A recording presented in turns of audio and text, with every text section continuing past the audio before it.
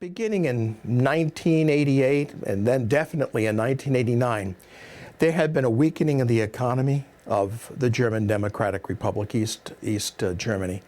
There was a change in leadership.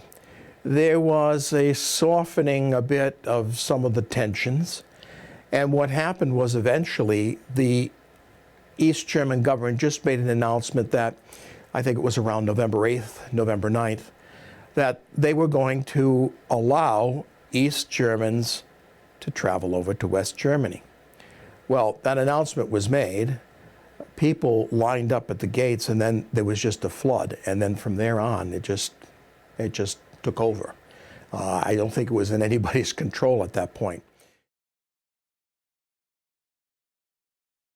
I wish I had been there, but I was here teaching. And in fact, I was teaching German history at the time as well as Western Civ, and we were very close to that time period. So it became a wonderful, wonderful teaching lesson in the class to be able to talk about what happened, to be able to talk about what this means, and to see really communism begin to crumble.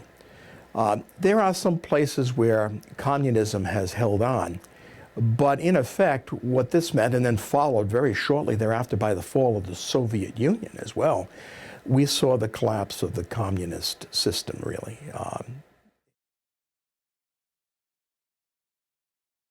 It brought Germany back. It healed all of the wounds of World War II to a large degree. It's very interesting that after 1989, Germany also became more willing to look at the Holocaust and all of the things that had occurred during that period of time. In addition, it helped German economy tremendously. And I think it also helped Germany to really progress. I mean, the fact that it has a really excellent chancellor in Angela Merkel, for example, a woman chancellor. You would have never thought there would be a woman chancellor in Germany and so forth. So I think it's enabled Germany to play a much greater role, both economically and politically, on the world stage.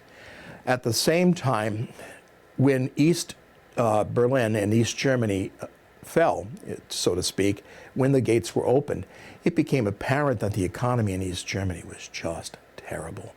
They had no pollution regulations. The economy was just unable to support its people well. They had a 3-cylinder car. That's about all they had. And when these people poured into West Berlin and saw the incredible economic productivity of the West, that alone meant that a number of them could never go back to thinking about communism, at least the communism they knew and grew up with.